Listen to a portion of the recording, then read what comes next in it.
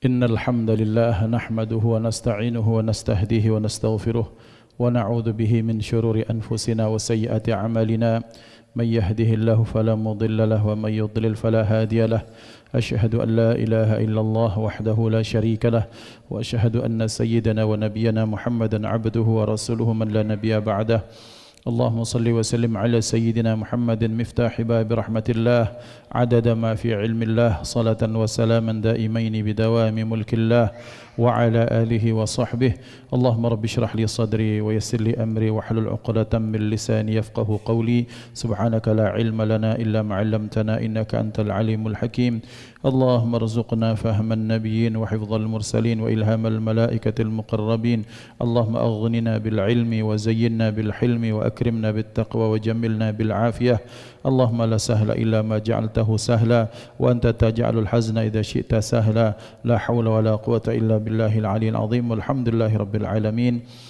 Bapak-bapak yang dimuliakan Allah Subhanahu wa taala, kita awali majlis kita dengan sama-sama membaca basmalah. Bismillahirrahmanirrahim. Pada pertemuan ini kita akan membahas hadis yang kedua, hadis Arba'in Nawawi.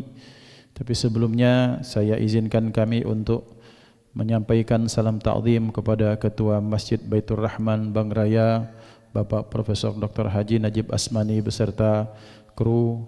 Kami salam ta'zim, kami sapa para imam masjid, para ustaz, ustazah yang dimuliakan Allah, Ketua Bais BPKP Bapak Syahrizal, kemudian jamaah yang dimuliakan Allah Subhanahu wa taala yang berkenan hadir, para tuan guru sekalian yang dimuliakan Allah. Bersyukur kehadirat Allah dengan ucapan alhamdulillah, salawat dan salam terlimpah kepada baginda Nabi Muhammad sallallahu alaihi wa alihi wa sahbihi wasallam beserta keluarga, sahabat, ikut sekalian, amin Allahumma amin.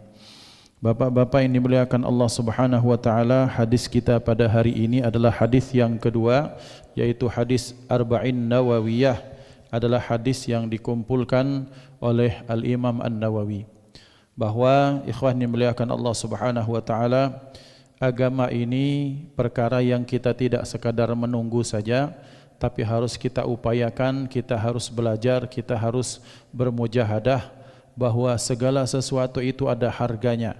Maka ridho dan surga Allah itu pun ada harganya. Harganya dengan kita mengucapkan syahadat, kemudian selanjutnya kita melaksanakan kewajiban-kewajiban, dan kemudian kita memperbaiki diri kita. Dengan bab pertama kita belajar, karena dengan ilmulah maka perihal agama, dunia dan akhirat kita akan disukseskan Allah Subhanahu wa taala. Dalam hal ini Al-Imam Asy-Syafi'i menyatakan, maqalah beliau ini banyak dianggap sebagai hadis padahal bukan hadis. Beliau menyatakan, siapa yang menginginkan dunia, maksudnya kesuksesan dunia, itu hendaklah dengan ilmu. Kemudian siapa yang menginginkan kesuksesan akhirat, ya tentunya dengan ilmu. Dan artinya ketika keduanya ingin diambil, kedua-duanya pun itu pentingnya dengan ilmu. Maka pihak BPKP dalam hal ini bekerja sama dengan Masjid Baitur Rahman Bang Raya mengadakan kajian majelis ilmu, berharap bahwa kita mendapatkan kebaikan-kebaikan dari Allah Subhanahu wa taala. Bapak-bapak yang dimuliakan Allah, hadis yang kedua ini akan kita bahas, bahwa hadis yang diriwayatkan oleh Sayyidina Umar bin Khattab radhiyallahu anhu. Bahwa hadis yang pertama Arba'in Nawawiyah ini juga diriwayatkan oleh Sayyidina Umar, kemudian hadis yang kedua ini pun diriwayatkan oleh Sayyidina Umar. Kita tahu bahwa reputasi Sayyidina Umar ini reputasi orang yang di awal Islam itu tak menyenangkan. Bukan menjadi pembantu, malah menjadi duri bagi orang Islam. Tetapi wallahu yahdi man yasha, Allah itu ketika berkehendak untuk menyapa hambanya dengan hidayah, maka siapapun akan dapat hidayah.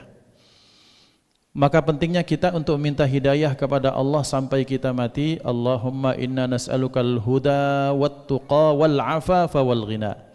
Dalam doa yang diajarkan baginda sallallahu alaihi wasallam, ya Allah, aku bermohon kepadamu al-huda, hidayah, petunjuk, supaya jalanku ini ya Allah jangan bengkok-bengkok, lurus ke hadiratmu. Wat tuqa, dan aku minta kepadamu ya Allah at-tuqa, ketakwaan. dalam makna yang sebenarnya. Jazakallah khair. Kemudian wal afaf, kita punya harga diri, punya kehormatan, tak gampang untuk menengadahkan tangan. Kalaupun harus menengadahkan tangan bukan untuk kepentingan pribadi tapi untuk kepentingan umat. Dan ini yang dilakukan oleh Rasulullah, kemudian para tabi'in dan para ulama. Maka ikhwan dimuliakan Allah, Sayyidina Umar bin Khattab ini orang yang reputasinya tak bagus sebelum masuk Islam, tapi sebaliknya ketika sudah Islam maka beliau menjadi orang yang banyak memberikan kebaikan untuk umat ini. Barakah apa? Salah satunya barakah doa dari baginda Rasulullah sallallahu alaihi wasallam. Beliau berdoa kepada Allah, Allahumma a'izzal Islama bi ahadil umaraini. Ya Allah, kami bermohon kepadamu, aku meminta kepadamu ya Allah, tolong muliakan Islam ini, jayakan Islam ini di tangan salah satu dua Umar. Zaman itu ada dua Umar yang masyhur. Ada Umar ibn al-Khattab, yang kedua Amr bin Hisham. Umar ibn al-Khattab kita sudah tahu siapa beliau. Amr bin Hisham itu adalah Abu Jahal. Amr bin Hisham, Abu Jahal itu merupakan waknya Rasulullah, pakdenya Rasulullah. Tapi Allah melihat hidayah bukan karena dia faktor keluarga kah, bukan karena teman dekat, tapi karena semata-mata Allah yang memilih. Asbabnya apa? Asbabnya Umar bin Khattab itu punya hati yang lembut. Amr bin Hisham kita tahulah bagaimana kerasnya, sombongnya, anitnya, dia menentang dakwah Rasulullah. Tapi Sayyidina Umar bin Khattab sekalipun seperti itu, hatinya gampang tersentuh, dengan bukti bahwa ketika beliau hendak keluar kemudian berangkat untuk apa? Untuk menemui Rasulullah, kemudian ternyata dilihat adiknya membawa, adiknya bernama Fatimah, membawa scroll itu gulungan, ketika dibaca Taha ma anzalna alaikal qur'ana litashqa illa tadhkiratan liman yakhsha. Taha, tidaklah aku turunkan Al-Quran litashqa, supaya engkau susah wahai Muhammad. Tidak aku turunkan Al-Quran untuk engkau supaya menjadi orang sengsara Muhammad. Tapi Quran itu diturunkan tadhkiratan liman yakhsha, sebagai pengingat bagi orang-orang yang punya khasyah, rasa kepatuhan, rasa tunduk, rasa takut kehadirat Allah. Membaca ini tangannya gemetar, kemudian dullani ala Muhammad, tolong tunjukkan di mana Muhammad. Ketika ditanya mau apa, aku ingin bersyahadat. Awal kali keluar rumah pengen membunuh Nabi Muhammad sallallahu alaihi wasallam, ketika sudah membaca ini, sebelumnya adiknya sudah ditempeleng, ini sudah ditampar sama dia. Ketika dia membaca scroll itu, baca ayat itu, maka ketika niat yang kedua sudah berubah untuk mengucapkan kalimat syahadat. Maka ikhwan, pembelajaran dari Sayyidina Umar bin Khattab salah satunya, kita punya hati ini yuk dibimbing. Kita punya hati ini, bahasa kami di dusun tuh diepoi-epoi, diajak-ajak ngobrol hati, jangan keras ya, jangan sombong ya, jangan merasa sudah banyak pengalaman terus kamu tak mau dengar nasihat orang. Wahai hati, jangan merasa kau banyak harta kemudian kau meremehkan orang lain. Wahai hati, jangan merasa kau sudah di puncak karir tertinggi terus engkau memandang remeh-temeh orang lain. Wahai hati, kalau ada nasihat, ada kebaikan, terima dari siapapun dan dari manapun. Yang penting itu baik, maka terima. Nah, itu Sayyidina Umar bin Khattab, dengan modal itu salah satunya, maka Allah memilih beliau untuk mendapatkan hidayatul Islam. Dan benar, setelah Sayyidina Abu Bakar As-Siddiq radhiyallahu anhu, setelah beliau Islam ini semakin gemilang, kemajuannya sangat banyak di zaman beliau. Maka hadis ini diriwayatkan oleh beliau bahwasanya beliau menyatakan, bainama nahnu julusun inda Rasulillah sallallahu alaihi wasallam, tatkala kami sedang duduk-duduk bersama Rasulullah sallallahu alaihi wasallam. Pembelajarannya ya ikhwan, bahwa Rasulullah itu memposisikan diri sebagai nabi dan rasul, iya, sebagai ayah, iya, sebagai jenderal, iya, sebagai muallim, ustaz, iya, tetapi tak lupa beliau sebagai salah seorang teman di antara teman yang lain. Maka dalam riwayat banyak terjadi kedekatan beliau itu, sahabat itu rindu dengan Rasulullah, mereka cinta sama Rasulullah, tapi tak lepas dengan perasaan itu mereka punya rasa kagum dan ta'zim, rasa segan dengan Rasulullah. Maka ketika saatnya turun wahyu, Rasulullah mengajar.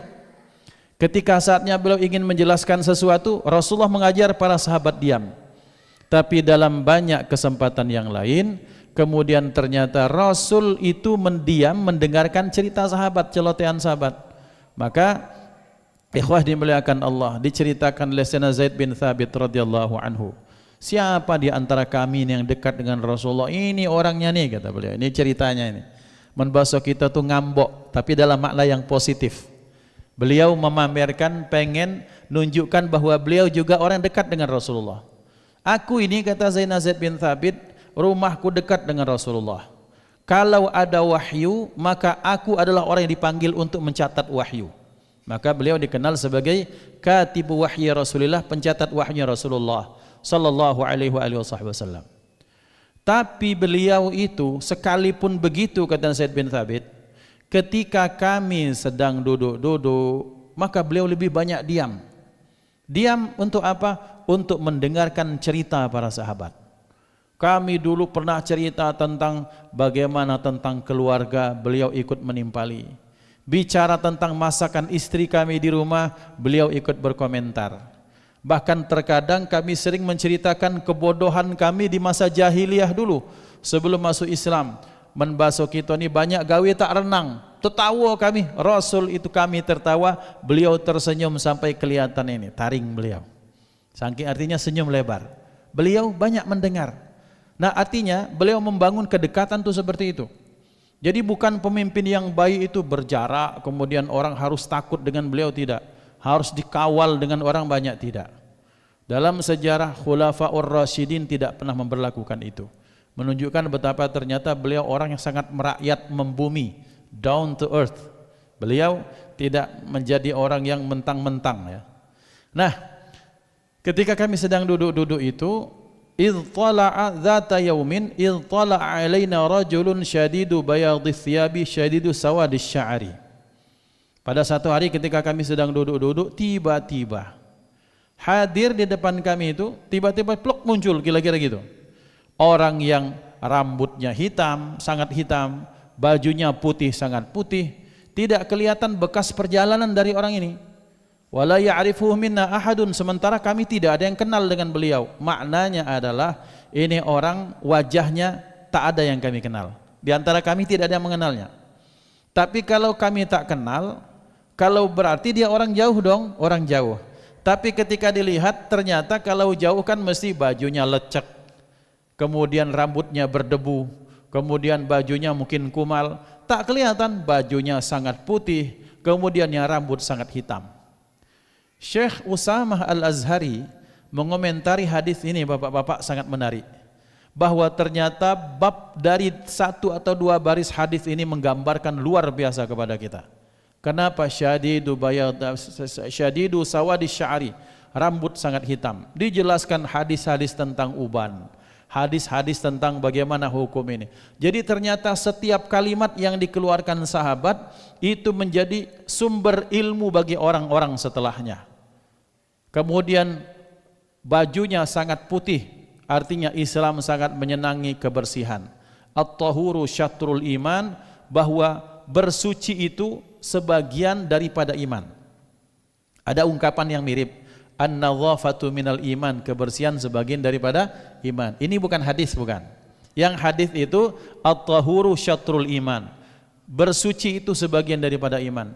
Berarti umat Islam sebelum bicara tentang bangunan yang megah tentang masjid, sebelum bikin menara yang luar biasa, sebelum bicara tentang sound system yang bagus, mbok ya, WC masjid itu diperbaiki, diperbagus kualitasnya, supaya orang itu masuk masjid itu, sebelum masuk masjid itu, masuk WC itu sudah Masya Allah.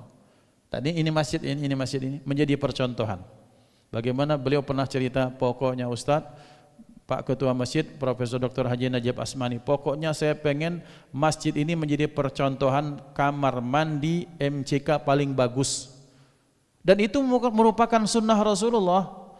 Jangan sampai umat Islam ini pengennya berangkat ke bulan, pengennya mencari ini mencari itu, tapi masuk WC banyu dak kati. Kemudian lantainya itu kemudian lumut sampai ketika kita lewat tuh banyak yang ketelingsut sampai jatuh saking licin enggak pernah dibersihkan. Rumah Allah tapi nilai-nilai keimanan itu tak tergambarkan lewat kebersihannya.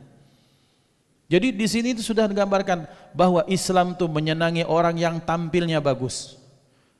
Di dalam Islam, Sayyidina Imam Malik bin Anas radhiyallahu taala anhu wa ardhah, setiap beliau mau mengajar hadis, beliau itu penampilannya pakai jubah yang baru, minyak wangi yang mahal, pakai syal yang bagus. Ketika ditanyakan, wahai imam, tidakkah ini berlebih-lebihan? Anda adalah seorang imam, Anda seorang imam mujtahid mutlak. Tapi kenapa penampilan seolah-olah Anda bukan orang yang zuhud kepada Allah? Kata beliau, kamu ini bagaimana? Saya ini mau ngajar hadis Rasulullah, ucapan manusia yang paling mulia. Masa saya harus penampilannya kumal, lecak segala macam? Kita perhatikan kebersihan supaya orang tertarik melihat kita.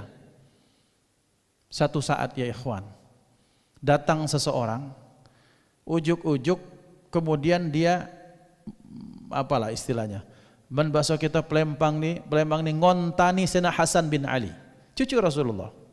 Sayyidina Hasan bin Ali itu jubahnya mahal, bagus sekali. Wih, pokoknya Masya Allah. Kita punya jubah, misalnya kita punya jubah mungkin 400-500 ribu, beliau itu sudah 1,5 juta itu beliau kira-kira seperti itu. Ketika ditanya, wahai Hasan, engkau adalah cucunya Rasulullah, anaknya Khalifah Amirul Mukminin itu Sayyidina Ali bin Abi Thalib. Tapi mengapa penampilanmu bukan seperti cucu Nabi, bukan seperti putra-putri orang besar? Maksud Anda, mestinya kamu itu kan, jawab orang itu, mestinya kamu itu kan bajunya ya zuhud lah, kemudian bajunya ya begitulah sederhana. Sini gitu, diajak. Beliau itu orang para ulama itu punya dua baju yang kelihatan. Ada syiar, ada dithar. Syiar itu jubah lapisan luar, dithar itu yang dalam. Ketika dilihat ternyata yang luar itu Masya Allah bagusnya minta ampun yang seperti diceritakan. Ketika dibuka ditharnya, dibuka lagi baju dalam, ya Allah mungkin kaosnya itu banyak yang bolong-bolong. Beliau nyatakan seperti ini, adapun kalau baju luarku bagus supaya orang mengira aku orang kaya, sehingga aku tak minta-minta kepada orang banyak. Adapun bajuku di dalam ini bolong-bolong, mungkin buruk sudah lama, supaya aku tetap punya rasa munajat, ta'alluq hatiku, bermunajatku hanya kepada Allah Subhanahu wa taala. Lihat Masya Allah, ulama seperti itu. Jadi mereka tak pernah menampakkan bahwa kami miskin, nampakkan kaya, tutupi musibah. Itu merupakan salah satu amalan yang besar pahalanya di sisi Allah Subhanahu wa taala. Nah, jadi bab ini bahwa ternyata penampilan fisik itu juga penting. Nah, kemudian wala ya'rifuhu minna ahadun, sementara di antara kami itu tak kenal dengan orang ini. Banyak kali Sayyidina Jibril alaihi salam ketika wujud seorang laki-laki, beliau itu wujud dalam wujud wajah seorang sahabat yang Masya Allah namanya Dihyat Al-Kalbi. Siapa Dihyat Al-Kalbi radhiyallahu anhu? Beliau adalah sahabat yang Masya Allah membasuh kita ni perlente, steady lah, Masya Allah, bajunya bagus, rapi. Membasuh kita ni kan ada sunggarannya bagus, pakai minyak rambut, kira-kira seperti itu. Orangnya tetap memperhatikan kerapihan sehingga nyaman melihatnya. Maka Sayyidina Jibril alaihissalam, karena malaikat merupakan makhluk yang dari cahaya, menyukai keindahan, maka beliau menyerupai Sayyidina Dihyat Al-Kalbi radhiyallahu anhu. Saat itu beliau belum masuk Islam, jadi tidak ada yang kenal. Kemudian hatta jalasa ilan Nabi sallallahu alaihi wasallam, sampai kemudian ini orang yang tak kami kenali duduk di depan Rasulullah, menyandarkan lututnya dengan lutut Rasulullah, kemudian meletakkan dua tangannya di atas pahanya sendiri. Apa isyarahnya? Isyarahnya sebagaimana Rasulullah sallallahu alaihi wasallam menyatakan, jalisul ulama wa zahimuhum birukabikum. bahwa terhadap para ulama, duduklah kalian dekat para ulama, kemudian penuhilah majlis beliau itu dengan lutut-lutut kalian. Maksudnya adalah bahwa kita ini merapat ketika majlis, ketika taklim itu rapat-rapat supaya semakin tercipta semacam hubungan batin yang lebih erat lagi. Pokoknya duduklah bersama para ulama. Kenapa kata Rasulullah, sabda beliau, karena Allah Subhanahu wa taala menghidupkan hati yang mati dengan cahaya dan hikmah, sebagaimana Allah menghidupkan bumi yang tandus dengan air hujan yang sangat lebat. Berarti maka isyarah dari sini, ilmu itu didatangi bukan mendatangi. Suatu saat ada seseorang datang, Khalifah Harun Ar-Rasyid. Khalifah Harun Ar-Rasyid itu kemudian ngomong sama asisten pribadinya kesayangannya, tolong kau temui Al-Imam Malik bin Anas, sampaikan salamku kepada beliau, kemudian tolong sampaikan berkenanlah kiranya supaya Imam Malik datang ke istana khalifah, istana raja, untuk ngajari saya pengajian, untuk ngajar apalah gitu. Maka disampaikanlah salam ini. Ini penguasa nih, Harun Ar-Rasyid ini bukan tinggal di Madinah, dia tinggal di daerah Syam sana. Ketika sampai disampaikan salam, kata Sayyidina Malik bin Anas, waalaikumsalam. Adapun salam kami terima, tolong sampaikan salam saya kepada beliau. Tapi untuk belajar supaya aku datang tidak, kata beliau. Al-ilmu yu'ta wa la ya'ti. Ilmu itu didatangi, bukan ilmu yang mendatangi. Maksudnya adalah khalifah, Pak Presiden ini yang bernama Harun Ar-Rasyid ini, suruh beliau datang ke sini untuk duduk bareng sama orang-orang ini. Masya Allah. Ini akan dimuliakan Allah. Nah, jadi menunjukkan bahwa supaya jangan sampai orang itu kemudian gampang meremehkan ilmu, karena ilmu merupakan perkara yang penting dalam kehidupan manusia, ditunjukkan dengan jalan kita yang mencari dan mendatanginya. Kemudian, ya Muhammadu akhbirni anil Islam, wahai Muhammad, berikan kabar, sampaikan kepadaku, tolong kasih tahu aku apa itu Islam. Maka beliau sallallahu alaihi wasallam baru menjawab, Islam itu syahadat, Islam itu salat, puasa, zakat, berhaji bagi yang mampu. Ma makna al-Islam? Al-Islam terkadang ini merupakan penafsiran dari kata an-nur di dalam Al-Quran. Bismillahirrahmanirrahim. Alhamdulillahilladzi khalaqas samawati wal arda wa ja'alal dhulumati wan nur. Segala puji bagi Allah yang telah menciptakan langit dan bumi dan menjadikan al-dhulumat, kegelapan itu banyak, wan nur, dan juga Allah menjadikan satu cahaya. Maka para ulama mentafsirkan, apa makna an-nur itu satu cahaya? Dialah Islam. Sementara al-zulumat, zulumat itu adalah bentuk apapun orang yang di luar Islam, maka dia seperti orang yang masuk di tempat yang gelap, yang tak mengenal apa itu baik buruk, mana jalan keluar, mana apa, karena ketika gelap tak mengetahui jalan di sekelilingnya. Maka ikhwan dimuliakan Allah, maka makna Islam itu apa? Islam itu berserah. Islam itu al-inqiyad, bahwa ketika kita menyatakan patuh dan tunduk kepada Allah sebagai Tuhan, dengan ucapan kita mengucapkan syahadat asyhadu an la ilaha illallah wa asyhadu anna Muhammadar Rasulullah, maka jadi muslimlah kita. Tapi apakah jadi mukmin? Belum. Karena iman itu jauh lebih mendalam dibandingkan dengan Islam. Tapi ketika seorang sudah mengakui Tuhan saya adalah Allah yang menciptakan langit dan bumi segala isinya, yang patut disembah adalah Dia, kemudian saya buktikan dengan ucapan syahadat itu, maka dia sudah muslim. Dan syahadat inilah kemudian melahirkan konsekuensi-konsekuensi. Dia menjalankan dia menjalankan segala hal yang diwajibkan di dalam aturan yang bernama Islam ini. Yang kedua, dia menjauhi semua yang dilarang. Apa haknya? Haknya satu, dia mendapatkan saudara seluruh dunia yang satu akidah. Bagaimana saudara itu? Ada yang pakai surban, muslim, saudara kita. Yang tak pakai peci, muslim, saudara kita. Peci hitam, saudara kita. Yang penting Islam. Timur, barat, kemudian utara dan selatan, itu semua saudara kita. Apapun bangsa, warna kulit, ketika dia sudah syahadat, ada kalimat la ilaha illallah, maka dia saudara.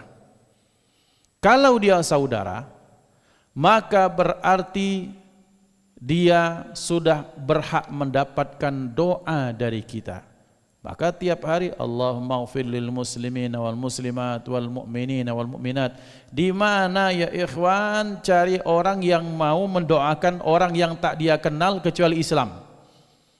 Mungkin orang akan mendoakan satu atau dua orang. Ini masif, yang melakukannya bukan satu orang, seluruhnya sesama mereka saling doakan. Mungkin ada yang mendoakan, Pak, saya pun sekalipun bukan Islam, saya doakan umat seluruh dunia. Oke, pertanyaannya, umat seluruh dunia mendoakan Bapak tidak? Islam, kita doakan orang yang sama-sama muslim, yang muslim belahan manapun tanpa kita sadar pun mereka mendoakan kita. Minimal 1 kali dalam sepekan, ketika kapan? Salat Jumat. Kalau tidak, mungkin setiap hari saling doakan. Assalamu alayna wa ala ibadillahis salihin. Setiap tahiyatul awal dan ula dan akhir, kita mendoakan saudara kita dengan selamat. Maka lihat, ketika sudah mengucapkan syahadat, maka hak dan kewajibannya akan diberikan pada orang tersebut. Ketika dia sudah muslim, tak kenal kita, lewat kita, ada yang meninggal, minimal doakan Allahumma ighfir lahu warhamhu wa'afi wa'fu anhu. Dia sudah berhak untuk mendapatkan doa dari kita. Berkah apa? Berkah kalimat la ilaha illallah Muhammadur Rasulullah. Maka Islam ini merupakan naungan besar bagi orang-orang yang ada di bawahnya. Semuanya berhak mendapatkan hak dan kewajiban yang sama di depan Allah Subhanahu wa taala. Yang kedua, sesama muslim kalau dia sudah dalam satu naungan yang bersama, apapun warna kulit, apapun bahasa, ini yang tak kalah penting. Bagaimanapun pemahaman kita terhadap Al-Quran dan hadis, bagaimana itu, tetap semuanya jangan sampai berselisih yang merusak hati.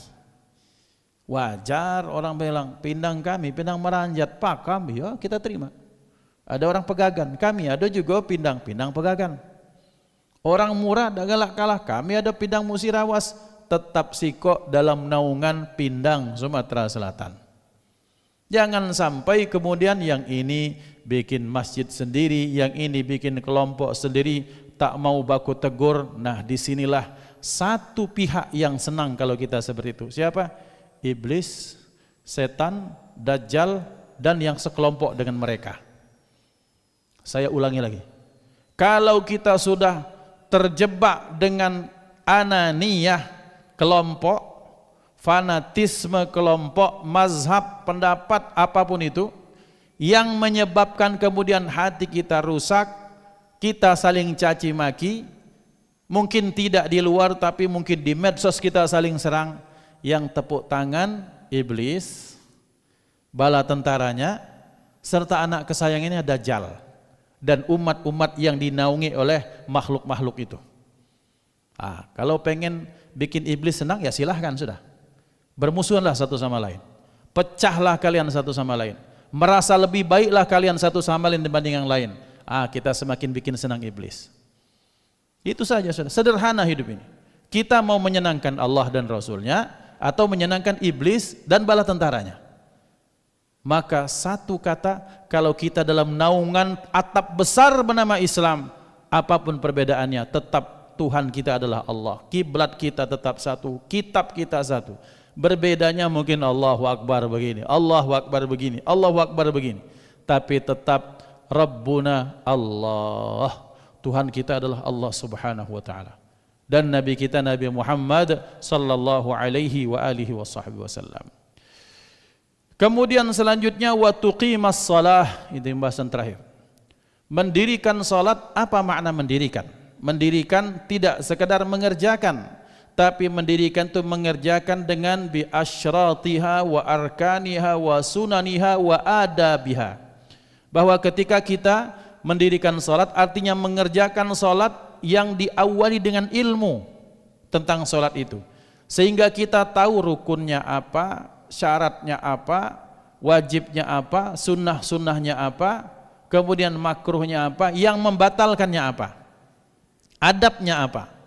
Maka berarti balik lagi Islam ini tak akan pernah lepas daripada ilmu. Berarti orang yang mengaku muslim maka akan semakin kuat dan baik Islamnya manakala dia punya upaya untuk belajar tentang Islam itu sendiri. Mendirikan salat makna yang kedua artinya menjadikan salat itu dilakukan dalam lingkungan kita. Lingkungan terkecil rumah tangga, lingkungan agak lebih luas di RT kita, di masjid di dekat kita. Kemudian secara orang banyak kita kerjakan sehingga orang mau mengerjakan salat, itu namanya mendirikan salat. Hakadha ikhwatal iman dimuliakan Allah Subhanahu wa taala. Sampai di sini pembahasan kita tentang Arba'in Nawawiyah pada hadis yang kedua pada sub bab tentang Islam dan penjelasannya sampai kepada tentang mendirikan salat. Mudah-mudahan menjadi kebaikan bagi kita semua yang hadir dan juga Allah catatkan kebaikan bagi yang tak hadir bersama kita. Mudah-mudahan amal kita yang sedikit menjadi asbab ridha Allah Subhanahu wa taala. Kebaikan yang kita lakukan menjadi pemberat timbangan kebaikan bagi diri kita, orang tua, keluarga besar maupun guru-guru kita. Dan kebaikan yang kita lakukan menjadi asbab hidayah kebaikan bagi kita juga orang-orang di sekitar kita insyaallah. Usikum nafsi bitaqwallah, hadanallahu wa ikum ajma'in. Terima kasih kepada inisiator acara ini, pihak dari BPKP beserta Masjid Bank Baitur Rahman Bank Raya yang telah menjadi asbab kita bisa melaksanakan ta'lim seperti ini. Kita doakan saudara-saudara kita semuanya senantiasa sehat walafiat, istiqamah kita dalam kebaikan, dimatikan dalam ketaatan kepada Allah dan Rasulnya. Kita tutup dengan kafaratul majlis. Subhanallahi wa bihamdihi, subhanakallahumma wa bihamdika, asyhadu an la ilaha illa anta astaghfiruka wa atubu ilaik. Wal afwu minkum. Tsumma assalamu alaikum warahmatullahi wabarakatuh.